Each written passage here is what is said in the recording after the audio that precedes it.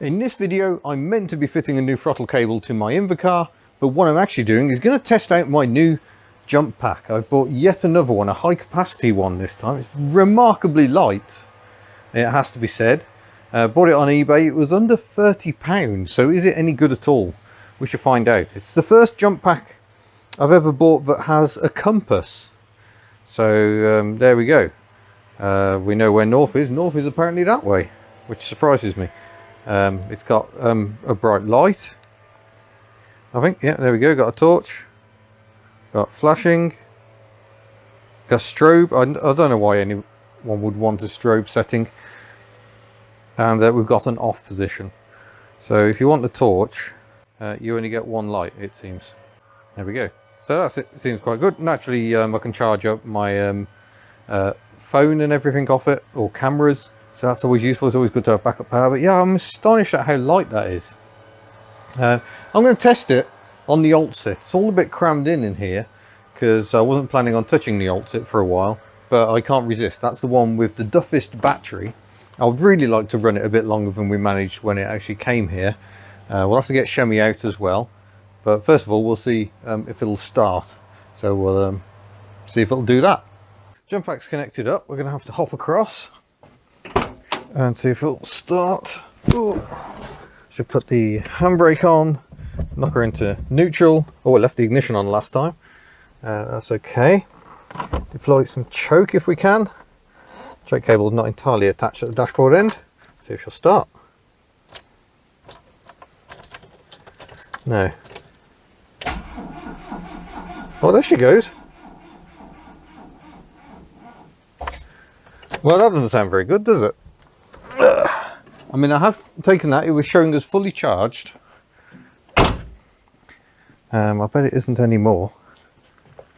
No, so we've drained the pack, so we'll go and put that on charge.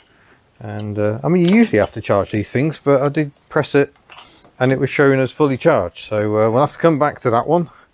Maybe while it's charging, I will actually do the job I'm meant to be doing, which is getting the old Invacar back out again.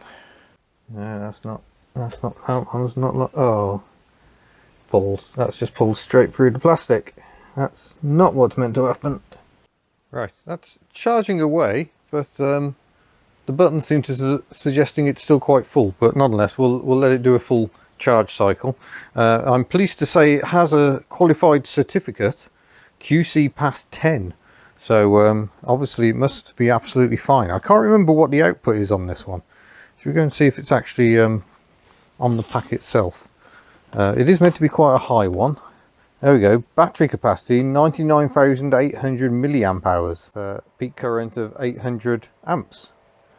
So cycle life 3,000 times. And start current of 300 amps. So we'll see what happens. Right, the pack is fully charged, so let's give this another go.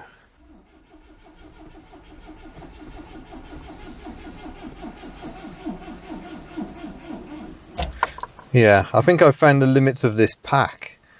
I think because I think these packs are designed just for that instant big bang, and on an older car, especially one where the petrol's drained away a bit, that's not going to happen.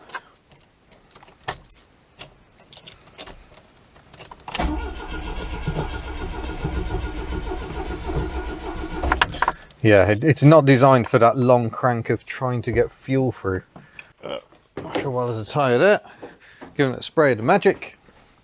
Let's see if this achieves anything. Ooh.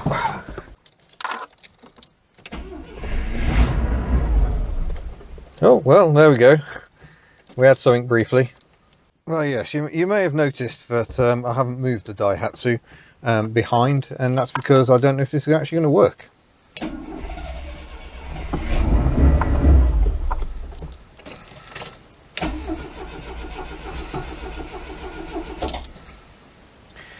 I don't think we're out of fuel because I can see fuel is in the filter, but nonetheless we're struggling to get the old girl to fire into life here, aren't we? This is not going very well at all. I just poured a bit of fresh petrol into the carburettor, but I suspect this is last chance saloon right here.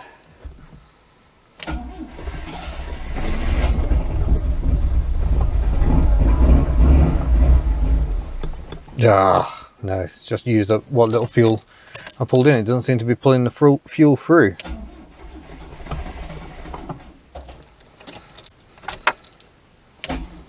Yeah, that's it. We've killed the pack.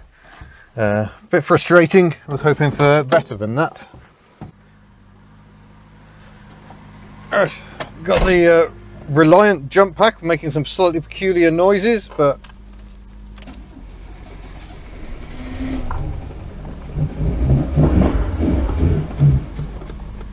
yeah, that's just not getting fuel, is it?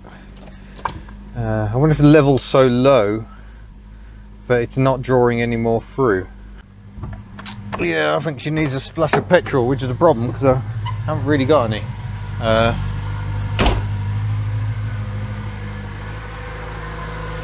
Oh well, looks like I might well just be pushing her back then, which is a problem because the front brakes seem to be seizing on rather irritatingly. Rough and ready addition to the video. When I went to go home today, Ellie did not start. On the way here, she coughed in a way she normally doesn't. Apologise if there's any wind noise, it is a bit windy. And then when I was investigating, I found that this wire is not attached to anything, which is the main feed for the electronic ignition unit. So it must have just been hanging on to get me here. This is rather typical of Ellie. She doesn't often break down en route. She can develop issues, but she usually gets me to where I need to go. So very typical. So let's reconnect that, see if it does the trick. I had used some Easy Start to quickly work out whether it was fuel or ignition. Squirt of Easy Start, no dice, so it's an ignition fault. So that is my remade connection. I've just turned it into a bullet connector using these. This is one of the issues really. This isn't the best way of connecting stuff. I've already got one there to obviously convert it from, well, just make that wire reach. It obviously didn't quite reach before. I think that wire I've already had to cut back once because the wiring is generally degrading, and that shouldn't be the right connector on there either. But nonetheless, we'll give her a go now, see if that's made the important difference. I think that would be it. So thank you, Ellie, for once again getting me home. And there you go, I've got my little spark tester on, going down there. You can see that flashing away. But I was having a slight problem because how do I watch that while trying to crank the engine? But that's how a spark tester works. Well, unfortunately we still haven't made it home because now the clutch is dragging. I thought at first that the gear linkage had slipped out of alignment, but the gear change is fine with the engine off. As soon as I put the engine on, struggling to get the gears, cannot get first without a crunch. Tried adjusting the clutch cables to take even more free play out of it. Wondering if this is a bent clutch fork or something. Not ideal. Well, we managed to make it back home, thankfully, and have since managed to limp up here this morning. Had to do a clutchless start at one point, which is always good fun, where you start it in gear and just accelerate and away you go. But I think I might have found what the issue is, thanks to a tip-off from Jonathan at Peak 2CV. Now, he said to check the lower mounting studs, and I'm never going to get it to focus on here, I don't think, but you can probably see there is a gap down there, a gap which ought not to be there. So it's been a long time since engine and gearbox have been apart, but I think first step is going to be to check those and see what's going on, because that means the engine is not sitting entirely flush with the gearbox. Well, has that made a difference? Let's go and find out. Because there's no synchro mesh on first, if there's anything wrong with the clutch dragging, you can't get first gear without a crunch. So, fire up, clutch down, go into second just to stop the gearbox, and there we go. We've got all the gears being selected very nicely, so that would appear to be it. So both the bolts on the bottom of the gearbox were very, very loose, and I can't remember whether we remembered to tighten them up before we drove to Croatia. That was the last time the engine was out on this car. So have they shaken loose since then, or did we just fail to tighten them in the panic of getting ready for Croatia when we had to replace the main engine block on... Did we replace the engine block? Or did we, no, we just did the barrels and pistons. So it might have been before that when I put that block in, because that's my spare block, but with the 652 barrels and pistons that were on the old block. So been very lucky there. I think one of the bolts was on the cusp of coming off completely. So many thanks to Jono for suggesting that one. It appears to have worked. I'm going to go for a full test drive just to double check.